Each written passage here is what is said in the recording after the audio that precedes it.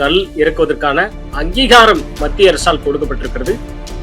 காஞ்சிபுரம் மாவட்டத்தை சேர்ந்த பனையேரி பெருமாள் என்பவருக்கு அந்த அங்கீகாரம் கிடைக்கப்பட்டிருக்கிறது. இதை இந்திய அரசு உணர்ந்திருக்கின்றது. கள் இறக்கும் தொழிலை அங்கீகரித்திருக்கின்றது. ஏற்கனவே அங்கீகரிக்கப்பட்ட ஒன்றுதான். 378 கைத்தொழில்கள்ல 6வது கைத்தொழிலாக கல் இறக்குவது அப்படிங்கிறது அனுமதிக்கப்படுகிறது மத்திய அரசால். அப்படி இருந்தும் அதை மாநில அரசு செயல்படுத்தாமல் இருக்கிறது ஏன்? குறிப்பாக தமிழ்நாடு கல் இயக்கம் தமிழ்நாடு அரசிடம் கல்லுக்கு அனுமதி கேட்கவில்லை. கள்ளுக்கடைகளை திறக்க வேண்டும் என்ற கோரிக்கையினையும் வைக்கவில்லை. பக்கத்துல பாண்டியில, கேரளாவில், தெலுங்கானாவில், ஆந்திராவில், அண்டை மாநிலங்களில், உலக அளவில் எங்கும் கல்லுக்கு தடை கிடையாது. அங்கும் கலப்படம் செய்வார்கள் அல்லவா? அந்த அரசுகளெல்லாம் கலப்படத்தை கட்டுப்படுத்துகின்ற பொழுது தமிழ்நாட்டில் மட்டும் கலப்படத்தை கட்டுப்படுத்த முடியவில்லை என்றால் தமிழ்நாடு அரசு ஆளுமை இல்லாத அரசா? அரசியலமைப்பு சட்டம் 47வது பிரிவில் சொல்லப்பட்டிருக்கும் except for medicinal purposes of intoxicating drinks and of drugs which are injurious to health. இந்த வரி பொருளுக்கு போய்விடுகின்றது. மகளிர் மது ஒழிப்பு மாநாடு நடத்தினார்ல, விடுதலை சிறுத்தைகள் நடத்தினாங்கல்ல, அந்த மாநாட்டுல அதுக்கு விளக்கம் கொடுத்தாரு திருமாவளவன் மேடையில. தந்தை பெரியாருக்கு ஏன் இவ்வளவு பெரிய கட் அவுட் வச்சிருக்கிறோம் தெரியுமா? தந்தை பெரியார் அவர்கள் ஒரு மது எதிர்ப்பாளர், கள் எதிர்ப்பாளர், ஆகவேதான் இவ்வளவு பெரிய கட் அவுட். என்னுடைய தங்க கண்ணம்மானுடைய கணவர் மாப்பிள்ளை நாயக்கரு அதிசார வயிற்றுப்போக்கு நோயால் அவதிப்பட்டுக்கிட்டு இருந்தாரு. கள்ள குடிச்சா நல்லதுன்னு சொல்லி மருத்துவர் சொல்ல கேட்டு குடிச்சுக்கிட்டு இருந்தாரு.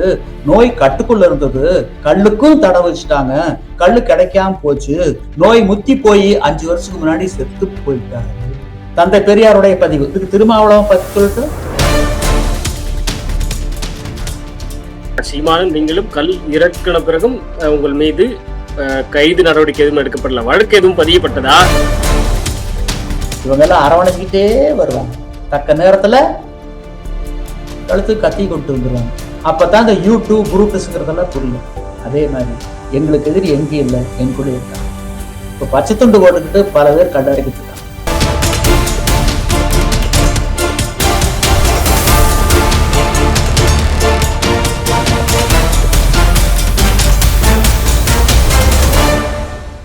நம்ம பண்ணை இயற்கை அங்காடி 100% இயற்கை வேளாண் தயாரிப்பு. தொடர்புக்கு 87 54 44 92 99. உலகில் எங்கு பிறப்பினும் தமிழ் கற்கலாம், கற்பிக்கலாம். ஔவையார் பாடசாலை.org. டிஎன் மீடியா நேயர்களுக்கு வணக்கம். நம்மோடு தமிழ்நாடு கல் இயக்க ஒருங்கிணைப்பாளர் மரியாதைக்குரிய கல் நல்லசாமி அவர்கள் இணைந்திருக்கிறார். கல் இறக்குவதற்கான அங்கீகாரம் மத்திய அரசால் கொடுக்கப்பட்டிருக்கிறது. காஞ்சிபுரம் மாவட்டத்தை சேர்ந்த பனையேரி பெருமாள் என்பவருக்கு அந்த அங்கீகாரம் கிடைக்கப்பட்டிருக்கிறது. ஆனால் தமிழ்நாடு தவிர பிற மாநிலங்களில் கல் இறக்கிக் கொள்ளலாம் என்கிற அனுமதி இருக்கிறது அவருக்கு. குறித்து தொடர்ச்சியாக பல ஆண்டுகளாக கல் தடை நீக்கம் பெற வேண்டும் என்கிற ஒரு குரலை எழுப்பி வரும் மரியாதைக்குரிய கல் நல்லசாமி அவர்களிடம் கேட்டறிவோம். ஐயா வணக்கம். வணக்கம்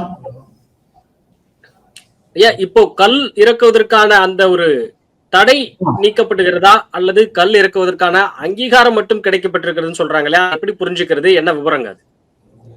அதாவது அரசியலமைப்பு சட்டம் மக்களுக்கு கொடுத்திருக்கும் உணவு தேடும் உரிமைதான் கல் இறக்குவதும் பருகுவதும். இதை இந்திய அரசு உணர்ந்திருக்கின்றது. கள் இறக்கும் தொழிலை அங்கீகரித்திருக்கின்றது. ஏற்கனவே அங்கீகரிக்கப்பட்ட ஒன்றுதான். அத இப்ப தெளிவுபடுத்தியிருக்காங்க, அவ்வளவுதான். கல்லிறக்கும் தொழிலாளர்களுக்கு சில நலன்கள் வழங்கப்பட வேண்டும் என்ற அடிப்படையில் அந்த அறிவிப்பு வெளியிட்டிருக்காங்க. ஏற்கனவே இருந்ததுதான், இது புதுசா ஒண்ணு அல்ல. ஆனா தமிழ்நாடு மட்டும் மாறுபடுது. இந்திய அரசு அரசியலமைப்பு சட்டத்தை மதிக்கின்றது, மற்ற மாநிலங்களும் மதிக்கின்றன. ஆனால் தமிழ்நாடு அரசு மட்டும் அரசியலமைப்பு சட்டத்தை மதிக்கவில்லை, மாறாக மிதிக்கின்றது. இந்த போக்கை நாங்கள் வன்மையாக கண்டிக்கின்றோம். ஓகே, இப்போ 378 கைத்தொழில்கள்ல 6வது கைத்தொழிலாக கல் இறக்குவது அப்படிங்கிறது அனுமதிக்கப்படுகிறது மத்திய அரசால். அப்படி இருந்தும் அதை மாநில அரசு செயல்படுத்தாமல் இருக்கிறது ஏன்? மாநில அரசு கையில இந்த அதிகாரம் இருக்கா அல்லது மத்திய அரசு கையில இந்த அதிகாரம் இருக்கா, கல் தடையை நீக்குவதற்கான அதிகாரம்? மதுவிலக்கு, மது கொள்கை, போதைப் பொருள் பற்றி அரசியலமைப்பு சட்டம் 47வது ஆர்டிகிள் தான் சொல்லுது. அது மாநில அரசனுடைய அதிகார பட்டியல். இருந்தாலும் மாநில அரசு பட்டியலாக இருந்தாலும் மத்திய அரசு பட்டியலாக இருந்தாலும் அரசியலமைப்பு சட்டத்தை மதித்து நடக்க வேண்டிய கடமை, பொறுப்பு அந்த அரசுக்கு உண்டு. ஆனால் தமிழ்நாட்டில் மட்டும் அரசியலமைப்பு சட்டத்தை மதிக்கவில்லை. நாங்கள் குறிப்பாக தமிழ்நாடு கல் இயக்கம் தமிழ்நாடு அரசிடம் கல்லுக்கு அனுமதி கேட்கவில்லை. கள்ளுக்கடைகளை திறக்க வேண்டும் என்ற கோரிக்கையினையும் வைக்கவில்லை. 1950 ஜனவரி 26 அரசியலமைப்பு சட்டம் நடைமுறைக்கு வந்தது. அந்த சட்டம் கொடுத்திருக்கும் உணவு தேடும் உரிமைதான் கள் இறக்குவதும் பருகுவதும். கலப்படத்தை காரணம் காட்டி தமிழ்நாடு அரசு அநியாயமாக அந்த உரிமையை பறித்து கொண்டது. பக்கத்துல பாண்டியில, கேரளாவில், தெலுங்கானாவில், ஆந்திராவில், அண்டை மாநிலங்களில், உலக அளவில் எங்கும் கல்லுக்கு தடை கிடையாது. அங்கும் கலப்படம் செய்வார்கள் அல்லவா? அந்த அரசுகளெல்லாம் கலப்படத்தை கட்டுப்படுத்துகின்ற பொழுது தமிழ்நாட்டில் மட்டும் கலப்படத்தை கட்டுப்படுத்த முடியவில்லை என்றால் தமிழ்நாடு அரசு ஆளுமை இல்லாத அரசா? ஆளுமை இல்லாமல் போனால் ஏன் ஆட்சி பொறுப்பில் இருக்க வேண்டும்? இறங்குங்கள். கலப்படத்தை கட்டுப்படுத்தக்கூடிய ஆற்றல், திறமை, வல்லமை கொண்டவர் அந்த முதலமைச்சர் நாற்காலியில் அமரட்டும். நீங்கள் இறங்குங்கள். இதைத்தான் கேட்கின்றோம். ஒரு மரத்துக்கல்ல 48 நாட்கள் ஒரு மண்டலம் தொடர்ந்து பருகி வந்தால் பல நோய்கள் குணமாகும். இது மருத்துவம். கல்லுக்கு ஏலம் கடை என்று இருந்தால் ஒரு மரத்து கல்லு கிடைக்குமா? வாய்ப்பே இல்லை. பல மரத்து கல்லு தான் கிடைக்கும். அதுவும் அது கலப்பட கல்லாத்தான் இருக்கும். அப்படி ஒரு நிலை வருகின்ற பொழுது அரசியலமைப்பு சட்டம் 47வது பிரிவில் சொல்லப்பட்டிருக்கும் except for medicinal purposes of intoxicating drinks and of drugs which are injurious to health, இந்த வரி பொருளற்று போய்விடுகின்றது. ஆக அரசியலமைப்பு சட்டப்படி கல்லுக்கு தடையும் கூடாது, கல்லுக்கு கடையும் கூடாது, உணவாக அறிவித்திட வேண்டும். இந்த ஒரு மரத்து கல்லுல இருந்து அவ்வளவு கல் எடுக்க முடியாது. இப்ப எப்படியா இருந்தாலும் இப்ப ஒரு 20 லிட்டர் கல்லு கிடைச்சா கூட நிச்சயமாக 200 லிட்டர் தான் அது வந்து கல்லு கடையில மாத்தும் போது 200 லிட்டரா மாத்திடுவாங்க. அவ்வளவு தூரம் கலப்படம் செய்ய முடியும். நீங்க சொல்ற அண்டை மாநிலங்களான கேரளால கலப்பட கல்லோ இல்ல வந்து ரசாயனம் கலந்து பருகக்கூடிய கல்லையோ குடிச்சிட்டு அவ்வளவு பேர் வந்து மருத்துவமனையில போய் கிடக்கிற அந்த ஒரு செய்திகள் அவ்வப்போது வந்துகிட்டே இருக்குது. அப்போ இது நடந்துகிட்டே இருக்குங்கிறதுனாலதானே இந்த முடிவு எடுக்கிறாங்க. அதே மாதிரி இப்படியான ஒரு விஷயம் வந்துச்சு அப்படின்னா நிச்சயமா அதோடைய ரேட் வந்து கம்மியா இருக்கும், கல்லுடைய அந்த விலை வந்து கம்மியா இருக்கும். அப்படிங்கும்போது அது ஏழைகளே அதிகமாக பாதிக்கும் அப்படின்னு சொல்லிட்டு விசிகா ரவிக்குமார் அவர்கள், எம்பி ரவிக்குமார் அவர்கள் குறிப்பிடுறாரு. ரவிக்குமார் யாரு? ரவிக்குமார் நாடாளுமன்ற உறுப்பினர். நாடாளுமன்றத்தை சொல்ல வேண்டியதான அரசியலமைப்பு சட்டம் 47வது திருத்தங்கன்னு சொல்லி ஒரு தீர்மானம் கொண்டு வர வேண்டியதானே. எதுக்கு அவர் நாடாளுமன்றம் போயிருக்காரு? எதுக்கு போயிருக்காருன்னு நீங்க ஒரு நாடாளுமன்ற உறுப்பினர் இதை சொல்லி அரசியலமைப்பு சட்டம் 47வது பிரிவை திருத்த வேண்டும். அந்த 47வது பிரிவு தான் மதுவிலக்கு, மது கொள்கை மற்றும் போதைப் பொருளை பத்தி சொல்லுது. அதுல என்ன சொல்லியிருக்காங்கன்னா article 47ல the state shall regard raising the level of nutrition and the standard of living of its people and the improvement of public health as among its primary duties, and in particular the state shall endeavor to bring about the provision of the consumption except for medicinal purposes of intoxicating drinks and of drugs which are injurious to health. அரசனுடைய தலையாய கடமைகள் 3. the duties of the government. முதல், சத்தான உணவு கொடுப்பது. எது சத்தான உணவு? இறக்குமதி மதுக்களா, இந்திய தயாரிப்பு அயல்நாட்டு மதுக்களா? கல்லுதான். அதுல கல் வெற்றி பெறுது. மக்களுடைய வாழ்க்கை தரத்தை உயர்த்துவது கல்லா, இறக்குமதி மதுக்களா, இந்திய தயாரிப்பு அயல்நாட்டு மதுக்களா? கல்லுதான். இதிலும் கல் வெற்றி பெறுகின்றது. உடல்நலம் கருதி உடல்நலத்தை பேணுவது கல்லா, பாதுகாப்பது கல்லா, இறக்குமதி மதுக்களா, இந்திய தயாரிப்பு அயல்நாட்டு மதுக்களா, சாராயமா? கல்லுதான். இதிலும் கல் வெற்றி பெறுகின்றது. இதற்காக மது விலக்கு கொண்டு வருகின்ற பொழுது மருந்துகளுக்கு விலக்களித்து விட்டு கல் சித்த வைத்தியத்தில் ஒரு முக்கியமான மூலப்பொருள். பஞ்சகாவியா தயாரிக்கிறதுக்கு, அமிர்த கரைசல் தயாரிக்கிறதுக்கு முக்கியமான மூலப்பொருள். ஆக குடிநோய்க்கே கள் ஒரு அருமருந்து. ஒருத்தர் தொடர்ந்து டாஸ்மாக் கடையில குடிச்சுக்கிட்டு இருக்காரு. அவருடைய கல்லீரல் பாதிக்கப்படும். அந்த கல்லீரல்ல அசிட்டால் டிஹைடு என்று சொல்லக்கூடிய நஞ்சு படர்ந்து கல்லீரல் கெட்டு போய் உயிருக்கு போராடக்கூடிய ஒரு நிலை அந்த நோயாளிக்கு வரும். அப்படிப்பட்ட ஒரு குடிநோயாளி காலையிலும் மாலையிலும் கல்லை அளவாக பருகி வந்தால் அந்த அசிட்டால் டிஹைடு மெல்ல மெல்ல மெல்ல மெல்ல மெல்ல மெல்ல அகற்றப்பட்டு அந்த நோயாளி குணமடைவார். ஆக குடிநோய்க்கே கள் ஒரு அருமருந்து. என்னன்னு சொல்றாரு? மரங்கள் குறைவா இருக்கு, அதனால கலப்படம் பண்ணுவாங்க. தமிழ்நாட்டினுடைய மரம் எது? அடையாளம் எது? தமிழ் மன்னனுடைய மரம் பனை. இப்ப பனை களச்செடியா நிக்குது. ஏன்னா கல்லுக்கு தடை நீக்கி இருந்தால் அந்த பனைமரங்கள்லாம் பயன்பாட்டுக்கு வந்திருக்கு. இவ்வளவு பனைமரங்கள் அழிஞ்சிருக்காது. அதாவது சுதந்திரத்துக்கு முன்னாடி 50 கோடி பனைமரங்கள், இன்னைக்கு வெறும் 5 கோடி பனைமரங்கள், மேலும் அழியும் என எதிர்பார்க்கப்படுகின்றன. இந்த நிலையில இருக்கக்கூடிய பனைமரங்களை காப்பாற்றணும்னா கல் தடை நீக்கி அறிவிக்கணும். இவ்வளவு மரங்கள் இருக்கு. இப்போ பீகார்னு ஒரு மாநிலம், அந்த மாநிலத்துல பனைகள் மிக குறைவு. அந்த மாநிலத்துல 10 வருஷத்துக்கு முன்னாடி மதுவிலை கொண்டு வந்தாங்க. அப்போது அங்கே சாராயத்துக்கு, இறக்குமதி மதுக்களுக்கு, இந்திய தயாரிப்பு அயல்நாட்டு மதுக்களுக்கு தடை, கல்லுக்கு விலக்களிப்பு. அண்மையில் குற்ற ஆவண பதிவில் குறிப்பிடுகின்ற பொழுது பீகாரில் பூரண மதுவிலக்கு கொண்டு வரப்பட்ட பிறகு சாலை விபத்துகளும் குற்றங்களும் வெகுவாக குறைந்து போய் உள்ளன. குடும்பங்களில் அமைதி நிலவுகின்றது. அங்கே கள்ளச்சாராய மரணங்கள் ஏற்பட்டன. அந்த அரசு நிவாரணம் கொடுக்க மறுத்துவிட்டது. அது நிவாரணம் கொடுத்தால் ஒரு தவறான முன் உதாரணம். கள்ளச்சாராய உற்பத்தி, விற்பனை, நுகர்வு, சாவுகளை ஊக்கப்படுத்தியதாக அது அமையும் என சொல்லி மறுத்துவிட்டது. தமிழ்நாட்டிலும் விழுப்புரம் மாவட்டம் விக்கிரவாண்டி, கள்ளக்குறிச்சி போன்ற பகுதிகளில் கள்ளச்சாராய சாவுகள் ஏற்பட்டவுடன் தமிழ்நாடு அரசு விரைந்து ஓடிப்போய் சாவு ஒன்றுக்கு 10 லட்சம் ரூபாயை வள்ளல் போல் வாரி வாரி வழங்கியது. அங்கே பீகாரில் அந்த அரசு மதுவிலக்கு நோக்கி இருக்கின்றது, தமிழ்நாட்டில் மதுவை நோக்கி இருக்கின்றது. இதனுடைய விளைவு வெளிப்பாடு அண்மையில் தேர்தல் நடந்தது. 202 தொகுதிகளில் வெற்றி பெற்று இப்போது மீண்டும் நிதிஷ்குமார் அவர்கள் முதலமைச்சராக ஆகி இருக்கின்றார்கள். இதுக்கு காரணம் கள் தடையும் அந்த அரசு கொண்டிருக்கும் மதுவிலக்கு கொள்கை. இது ஏன் இவருக்கு தெரியல? இந்த நாடாளுமன்ற உறுப்பினர் ரவிக்குமாருக்கு தெரியல? சரி, உங்க தலைவர் யாரு? ரவிக்குமார் எந்த கட்சி? திருமாவளவன், விடுதலை சிறுத்தைகள். திருமாவளவன் தானே தலைவர். அவருக்கு பெரியாரை பற்றிய புரிதல் இல்லை. அதுக்கு இந்த ரவிக்குமார் என்ன சொல்றாரு? ஆதவ அர்ஜுன பணம் கொடுக்கிறாரு. அப்ப விடுதலை சிறுத்தைகள் இருந்தாரு. அது கள்ள லாட்டரி பணம். கள்ள லாட்டரி பணத்தை வச்சு மகளிர் மது ஒழிப்பு மாநாடு நடத்தினார்ல, விடுதலை சிறுத்தைகள் நடத்தினாங்கல்ல. அந்த மாநாட்டுல பெரிய கட் அவுட் யாருக்கு வச்சாங்க? தந்தை பெரியார். அதுக்கு விளக்கம் கொடுத்தாரு திருமாவளவன் மேடையில.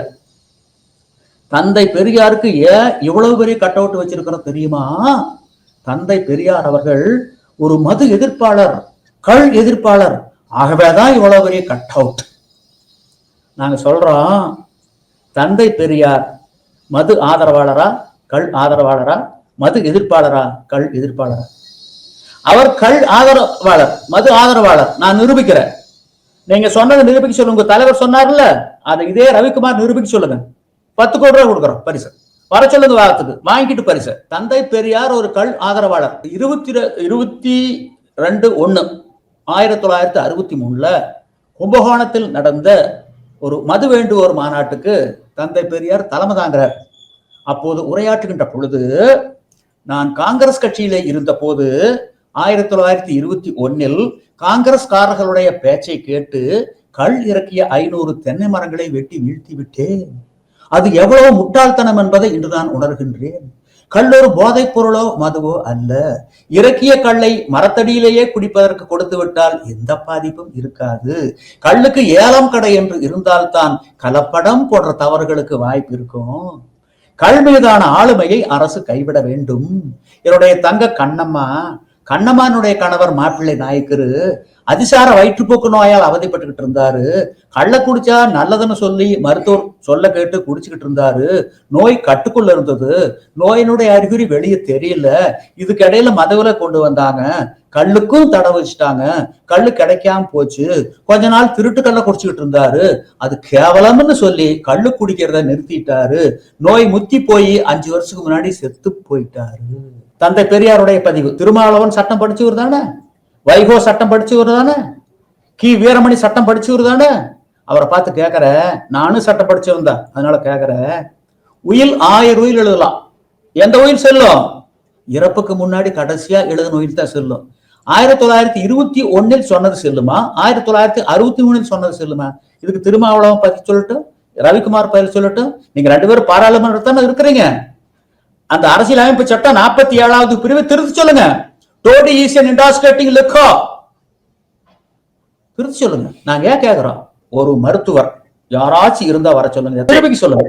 நிரூபிக்க. நாங்க என்ன சொல்றோம்னா, இங்க பாருங்க, போதைப் பொருள் வேறு, மது வேறு, உணவு வேறு. போதைப் பொருள் என சர்வதேச அளவில் அடையாளம் காட்டப்பட்டு இருப்பவை ராஜபோதை என்று சொல்லக்கூடிய ஓபியம், அபின், கஞ்சா, marijuana, pethidine, heroin, brown sugar, cocaine, LSD, China white, போதை காளான், இவைகள் தான் போதைப் பொருள்.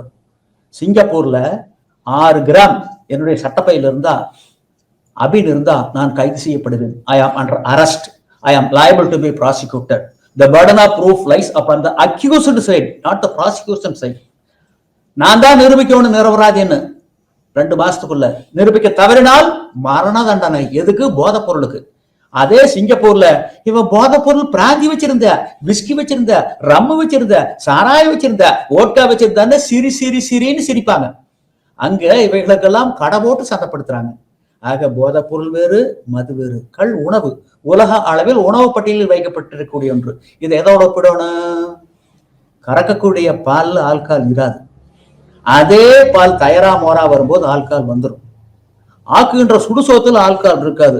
பழைய சோறா மாறும்போது ஆல்கால் வந்துடும். அதான் பெரியவங்க சொல்லுவாங்க, டேய் நீ பழைய சோத்துல தயார் ஊத்தி விட்டு வண்டி வாகனம் ஓட்ட வேண்டாம். ஏன்னா தூக்க வரும், மயக்க வரும், கல் குடிச்ச மாதிரி. அதனால விபத்துக்கு வழிவகுக்கும்.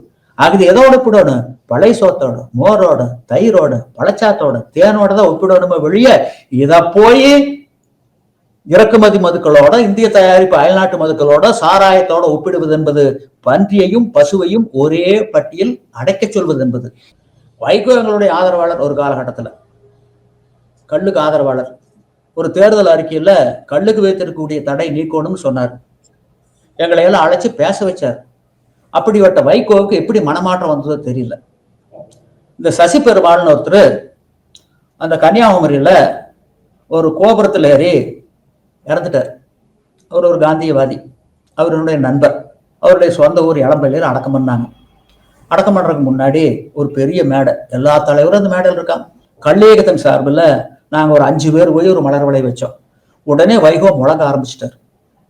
கல்லியக்கத்தை சார்ந்தவர்கள் இங்கே வந்திருக்கின்றார்கள், கல்லை பற்றி யாரும் வாய் திறக்கக்கூடாது அப்படின்னாரு. என்னடா துக்கமா இருக்குது, எளவுக்கு வந்த இடத்துல இப்படி ஒரு சோதனையான்னு இழுத்து பிடிச்சோம். ஐயா காலை முன்னாடி வச்சுட்டீங்க, வெச்ச காலை பின்வாங்க கூடாது. பத்திரிகை ஊடகங்கள்ல வந்திருக்காங்க, நேரடி ஒளிபரப்பு பஸ்தியோடு இருக்காங்க. இங்கேயே அந்த வாதத்தை வச்சுக்கலாம். கல்லுமரு தடை செய்யப்பட வேண்டிய போதைப் பொருள் தான் மதுதான். இறக்குமதி மதுக்களும் இந்திய தயாரிப்பு அயல்நாட்டு மதுக்களும் கல்லை விட நல்லவை. கல் தடை நியாயமானதே. நிரூபிச்சிருங்க, 10 கோடி ரூபா கொடுத்துட்றோம். சவால். இழுத்து பிடிச்ச உடனே பார்த்தாரு, நண்பருடைய மனது புண்படுபடி பேசிவிட்டேன், வருத்தப்படுகிறேன். எஸ்கேப். சீமானும் நீங்களும் கல் இறக்கின பிறகும் உங்கள் மீது கைது நடவடிக்கை எதுவும் எடுக்கப்படல, வழக்கு எதுவும் பதியப்பட்டதா? அப்போ அப்படி எதுவும் நடக்கலன்னா ஏன் நடக்கல?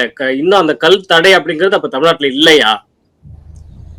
ஏன் எடுக்கலன்னு அரசாங்கம் இதுதான் போகுது, பயந்து கிடக்குறாங்கன்னு வைங்களேன். நீங்க எங்களுக்கு எதிரி நாங்க தான். எங்களுக்கு எதிரி யாருன்னா நாங்க தான், வேற எங்கேயும் இல்லை. அதனாலதான் வள்ளுவர் சொல்றாரு, வாழ்வோல் பகைவரை அஞ்சுக கேள்வோல் பகைவர் தொடர்புங்கிறாரு. வாழ் மாறி வேல் மாறி வெளிப்படையாக தெரியக்கூடிய பகைவனை கண்டு நீ அச்சம் கொள்ளாதே. அவனால் ஆபத்து வந்தாலும் தெரிந்துதான் வரும், நீ அதை சமாளித்துக் கொள்ளலாம். அதே நேரத்தில் உற்பகை அஞ்சி தற்காக்க உலைவெடுத்து மற்பகையின் மானம் தோறும். உள்பகையை நண்பன் போல் இருக்கக்கூடிய பகைவனை அடையாளம் கண்டு உன்னை நீ பாதுகாத்துக்கொள். அப்படி பாதுகாத்துக் கொள்ள தவறினால் அவனுடைய செயல்பாடு எப்படி இருக்கும் என்றால் மற்பகையின் மானம் தோறுங்கிறாரு. ஒரு மண்பாண்ட செய்வாங்க கிராம பகுதியில, ஒரு சக்கரத்தினுடைய மைய பகுதியில் களிமண்ணை வச்சு சக்கரத்தை சுத்தி விட்டு அந்த களிமண்ணை அணைச்சிக்கிட்டே வருவாங்க. அந்த சட்டி பானை குடம்னு உருவம் வந்தோடனே கீழே அறுத்து விட்டுருவாங்க. அதே மாதிரி இவங்க எல்லாம் அரவணைச்சிக்கிட்டே வருவாங்க. தக்க நேரத்துல கழுத்து கத்தி கொண்டு வந்துருவாங்க. அப்பதான் இந்த யூடியூப் புரூட்டஸ்ங்கிறதெல்லாம் புரியும். அதே மாதிரி எங்களுக்கு எதிரி எங்கேயும் இல்லை, எங்குள்ளே இருக்காங்க. இப்ப பச்சை துண்டு போட்டுக்கிட்டு பல பேர் கல்லறைக்கிட்டு இருக்காங்க. ஏனிக்கு வாரம் 3000 ரூபாய் வாங்க வேண்டியது, வாங்கி உள்ளூர் காவல் நிலையத்துக்கு 1000 ரூபாய், மதுவிலக்கு பிரிவுக்கு 1000 ரூபாய், சங்கத்துக்கு 1000 ரூபாய். இப்படி ஓடிக்கிட்டு இருக்குது இன்னைக்கு இந்த சுழற்சியில். உருப்படுமா நாடு, விலகுமா நாடு? வாக்கு பணம் வாங்கிட்டு ஓட்டு போடுறதுக்கு இதுக்கு என்ன வேறுபாடு? என்ன வேறுபாடு? அப்புறம் இன்னைக்கு யாராச்சும் ஒருத்தர் அரசியலமைப்பு சட்டத்தை முன்னிறுத்தி கல் இறக்குறாருன்னு வைங்க, மாமூல் கொடுக்காம இவங்க எல்லாம் விடுறது இல்ல. யோ ஐயா பாருங்க ஐயா, மாமூல் கொடுக்காம அவன் இறக்குறானுங்க ஐயா, அவனை 2 பார்க்கணுங்க ஐயா, உங்களுக்கு நாங்க உறுதுணையா நிக்கிறோமுங்க ஐயா அப்படின்ட்டு இதே பச்சை தொண்டை போட்டுட்டு ஒரு போட்டோ காவல் நிலையத்தில் நிற்கிது. காவல்துறைக்கு ஆதரவா இப்படிப்பட்ட நபர்கள் இருக்கின்ற வரையில் எது விளங்காது. இதுதான் எங்களுக்கு பின்னடைவு. எங்களுக்கு பின்னடைவுக்கு காரணம் எங்க விவசாயிகள் தான். இல்ல அதான் நீங்க வார்த்தைக்கு வார்த்தை திருவள்ளுவரை மேற்கோள் காட்டி நீங்க பேசுறீங்க. அதே திருவள்ளுவர் கல் உண்ணாமை அப்படின்னு ஒரு அதிகாரமே எழுதி இருக்கிறாரு. அதே வள்ளுவர் கல் இனிதானு சொல்லியிருக்காரு. உள்ள கழித்தலும் காண மகிழ்தலும் கல்லுக்கு இயல் காமத்துக்கு உண்டு, உள்ளினும் தீரா பெருமகிழ் செய்தலால் கல்லினும் காமம் இனிது, உண்டார்கள் அல்லது அடுநரா காமம் போல் கண்டார் மகிழ் செய்தல் என்று. இதுக்கெல்லாம் என்ன பதில்? சரி, கல்லுண்ணாமின்னு சொன்னாரு. அதே வள்ளுவர் புலால் உண்ணாமின்னு சொன்னார், கொல்லாமின்னு சொன்னாரு. வள்ளுவர் சொன்னாரு புலால் உண்ணாமின்னு. தமிழ்நாட்டுல கசாப்பு கடை இருக்கக்கூடாது, தடுத்து நிறுத்துங்களே பார்ப்போம். மீனவர்கள் கடலுக்கு போறாங்க மீன் பிடிக்கிறதுக்கு, வள்ளுவர் சொல்லியிருக்காரு கொல்லாமை புலால் உண்ணாமின்னு. மீனவர்கள் யாரும் கடலுக்கு போகாதீங்க, மீன் பிடிக்காதீங்க, வள்ளுவர் சொல்லியிருக்காரு. அந்த வள்ளுவர் வழியை பின்பற்றிட்டா இலங்கைக்கு தமிழ்நாட்டுக்கு இருக்கக்கூடிய மீனவர் பிரச்சனைக்கு முற்றுப்புள்ளி வச்சிடலாமே. வள்ளுவர் சொன்னது ஒழுக்கம் சார்ந்த ஒன்று, சட்டம் சார்ந்த ஒன்று அல்ல. ஒழுக்கம் சார்ந்த ஒன்று என்பதை நடைமுறைப்படுத்தி விட முடியாது. It is not mandatory, it is recommendatory, பரிந்துரைக்க முடியும். ஆக கல்லுண்ணாமைங்கிறது அவர் சொன்னது பரிந்துரைக்கக்கூடிய ஒண்ணு, நடைமுறைப்படுத்த முடியாது. சட்டம் என்ன சொல்லுது? சட்டத்தான் நடைமுறைப்படுத்த முடியும். அரசியல் சார்பு சட்டம் 47வது பிரிவு தான் மதுவிலக்கு, மது கொள்கை மற்றும் போதைப் பொருளை பத்தி சொல்லுது. அது என்ன சொல்லுது? அதுதான் முக்கியம். இன்னும் தொடர்ச்சியாக உரையாடுவோம், இன்னொரு தருணத்திலையும் உரையாடுவோம். இப்போது அழைப்பை ஏற்று இணைப்பில் இணைந்தமைக்கு நன்றிகள். நன்றி நன்றி நன்றி.